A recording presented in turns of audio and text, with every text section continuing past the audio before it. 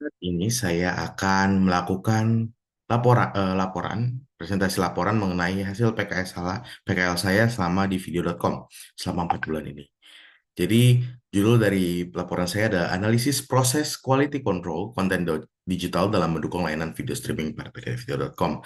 Saya Jevania Putranol Malau dengan NIM 171062308 dan juga dosen pembimbing saya, Bapak Fauzan Fradullah.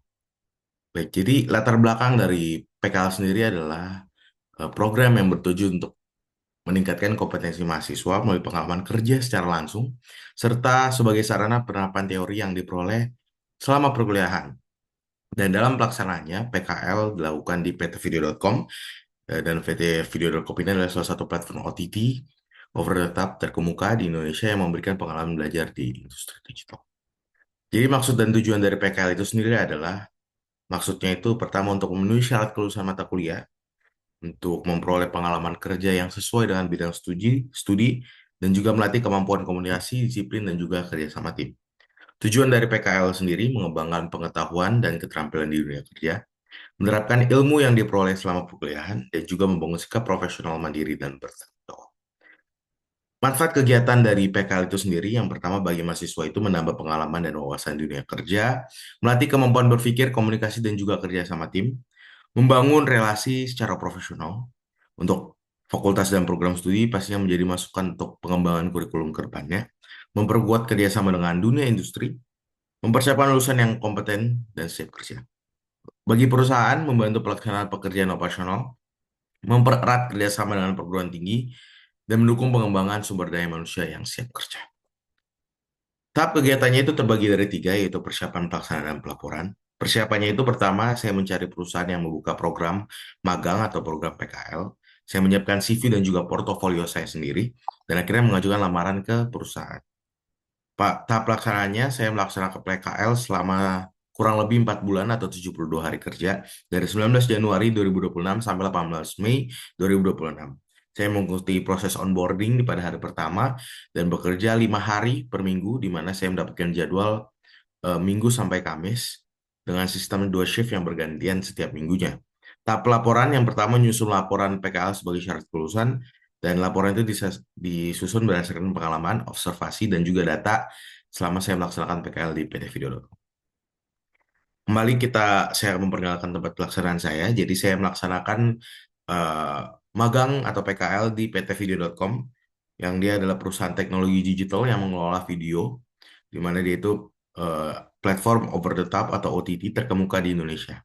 Video sendiri ini menyediakan layanan streaming berbagai konten seperti siaran olahraga, film, serial televisi, dan juga konten original. Serta dia berfokus pada penyediaan pengalaman hiburan digital bagi masyarakat Indonesia. Jadi ini adalah struktur perusahaannya, di mana perusahaan ini dipimpin oleh seorang CEO, yang selanjutnya semua teknis, semua pekerjaan, semua jalan dari perusahaan ini dipegang oleh managing director, dijalankan oleh managing director, dan juga oleh CPO, CTO, CCO, CHO, CFO, dan CMO yang namanya terdapat di layar ini. Jadi kita bisa melihat bagaimana mereka yang memegang atau bisa bilang mengurus atasan, menjadi atasan dari semua eh, divisi-divisi yang ada di video. Jadi divisi pada video ini terdiri dari tiga yang utama, yaitu commercial, product, sama corporate functions. Di mana mereka terbagi lagi. Di commercial ada content, business development, marketing, sales solution. Di product itu ada product engineering sama product operation. Lalu ada corporate functions yang dimana isinya HR, finance and accounting, legal and business, dan juga GA and procurement. Di mana mereka ada tugasnya masing-masing. Kalau quality control sendiri itu masuk ke dalam produk, dan dia di bagian konten. Jadi product operation itu ada bagian kontennya, itulah content quality control, di mana kita melakukan QC. Bisa bilang kita adalah gerbang terakhir sebelum eh, konten atau produk yang akan ditayangkan di video.com itu sendiri, di video sendiri. Ini adalah visi, misi, dan slogan dari perusahaan. Jadi slogannya itu Unleash Your Greatness. Visi perusahaan itu to become the ultimate destination for Indonesian people to enjoy quality content and live shows. Misi perusahaannya, delight our watchers with quality curated local and premium contents in any of their preferred content connected device. Jadi video ini fokus dari semua visi, misi, dan slogannya ini fokus kepada membuat seluruh rakyat Indonesia menikmati konten-konten dengan mudah di video.com. Jadi tanggung jawab saya sebagai eh, konten quality control intern adalah melakukan QC pada konten film dan serial sebelum tayang, memeriksa kualitas video, audio, subtitle, dan juga metadata, mengidentifikasi serta melaporkan kesalahan atau bug pada konten, dan juga memastikan konten memenuhi standar kualitas PT Video.com. Ini adalah contoh dari tanggung jawab di mana kita harus menggunakan AppSheet untuk melaporkan hasil-hasil dari eh, konten-konten yang akan saya hasil dari konten-konten yang saya QC gitu. Bisa dilihat sini eh, ini adalah halaman lembar dari AppSheet-nya.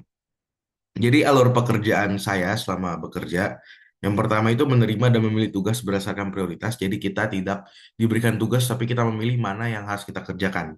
Tapi tetap dengan batasan kita sebagai intern. Jadi biasanya kita menggunakan konten-konten yang tidak terlalu ribet, tidak terlalu susah, dan masih dalam jangkauan kita sebagai intern gitu ya, sebagai mahasiswa magang atau yang sedang PKL gitu. Selanjutnya kita mengunduh materi dari media penyimpanan perusahaan atau biasanya kita ada namanya NAS, di mana NAS ini penyimpanan di eh, sebuah komputer yang dihubungkan dengan kabelan. Jadi kita bisa mengakses file yang ada di komputer lain dengan kabelan. Ini mempermudah dalam penyimpanan dan juga tidak memberatkan eh, satu PC dengan PC yang lain. Melakukan QC menggunakan aplikasi pendukung, misalnya ada subtitle edit dan segala macam yang akan saya jelaskan nanti. Mencatat temuan dan membuat laporan hasil QC, kita mengunggah hasil pekerjaan dan mengubah status di AppSheet tadi. Lalu biasanya hasilnya itu diperiksa kembali oleh mentor, supervisor, atau mungkin kakak-kakak staff yang lainnya apakah sudah sesuai dengan SOP atau SOW. Ini dia tools dan jadwalnya.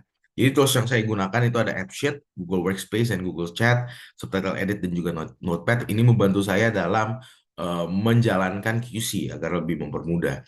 Kadang juga kita harus melakukan editing, saya tidak harusin, tapi biasanya terkadang juga kita menggunakan Premiere Pro. Kita juga menggunakan tools-tools yang dibuat langsung oleh eh, supervisor di video.com, di video yang mempermudah saya untuk mempermudah staff lain juga untuk melakukan QC. Jadi sebenarnya banyak tools-tools yang kita gunakan, tapi ini tools yang paling sering kita gunakan selama eh, melakukan QC gitu. Kalau untuk download sendiri ada beberapa aplikasi lainnya, kita bisa ada dari Drive, ada dari platform-platform lainnya atau apps lainnya yang bisa kita gunakan. Untuk jadwal kerja saya sendiri, saya melaksanakan PKL-nya itu tadi dari 19 Januari 2026 sampai 18 Mei, itu 74 hari. Eh, dengan sistem kerjanya itu saya full work from office karena semua bahan-bahan pekerjaannya itu tersedianya hanya di kantor gitu ya, di onsite gitu. Hari kerjanya itu Minggu sampai Kamis, biasanya tentatif kalau saya tidak bisa hari Minggu, bisa diubah jadwalnya menjadi hari Jumat gitu. Karena pilihan dari kantor saya itu kalau tidak apakah libur Jumat Sabtu atau libur Minggu Senin. Saya memilih libur Jumat Sabtu dan akhirnya masuknya Minggu sampai Kamis dengan dua shift. Ada shift pagi sama shift middle. Shift pagi itu biasanya jam 7 sampai 4 sore. Shift middle itu jam 12 siang sampai jam 9 malam. Itu biasanya bertukar-tukaran setiap minggunya. Jadi selang-seling. Untuk weekly meeting dari video dari QC sendiri, dari divisi QC itu di setiap hari Selasa biasanya. Oke, pelaksanaan pekerjaannya. Jadi selama saya melaksanakan PKL, saya sudah melakukan QC terhadap 822 konten, yang dimana kontennya itu terbagi dari dua. Ada konten licensing sama konten original. Konten licensing sendiri itu eh, biasanya dibeli dari publishing house yang menyediakan konten. Misalnya dari publishing house di Indonesia dan juga dari external content biasanya juga external partner.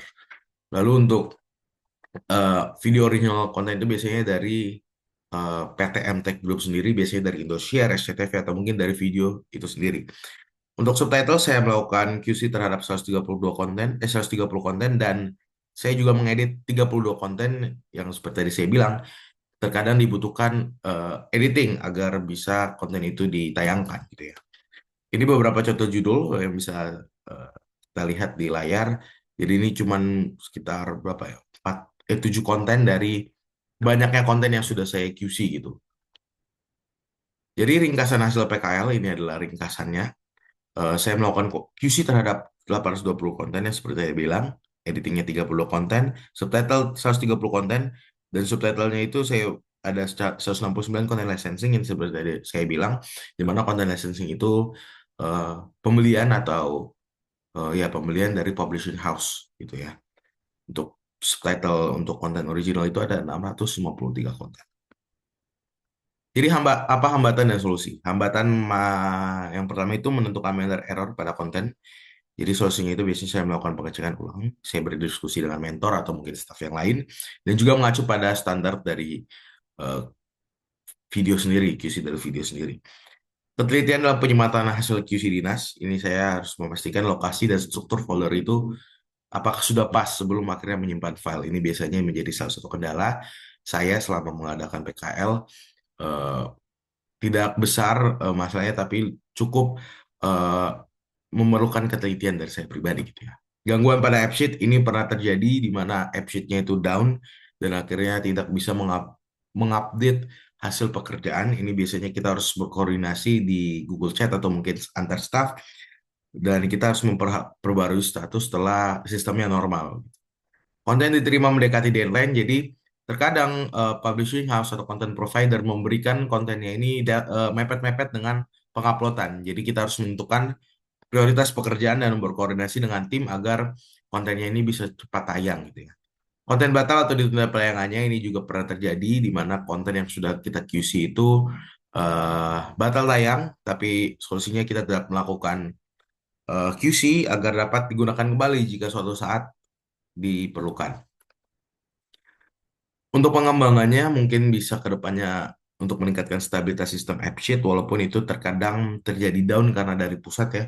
Kita harus menyediakan panduan yang lebih jelas mengenai manner error, mengintegrasikan sistem pelaporan QC dalam satu platform, meningkatkan monitoring status konten secara real time, dan juga memperkuat koordinasi dengan konten provider agar materi bisa diterima lebih awal. Jadi kesimpulannya, praktik kerja lapangan di video.com memberikan pengalaman langsung dalam proses content quality control pada industri media digital atau platform over the top. Melalui kegiatan ini, praktikan saya pribadi mengembangkan kemampuan teknis dalam quality control serta pastinya meningkatkan soft skill seperti ketelitian, komunikasi kerja sama tim, dan juga manajemen waktu. Pengalaman PKL ini juga memberikan pemahaman mengenai bagaimana penerapan teknologi dan konsep based digital dalam mendukung kualitas layanan platform video. Sehingga ini menjadi bekal yang bermanfaat untuk saya saat nanti akan memasuki dunia kerja. Jadi begitu saja eh, laporan PKL saya selama bekerja sebagai Content Quality Control Intern di PT Video.com. Terima kasih.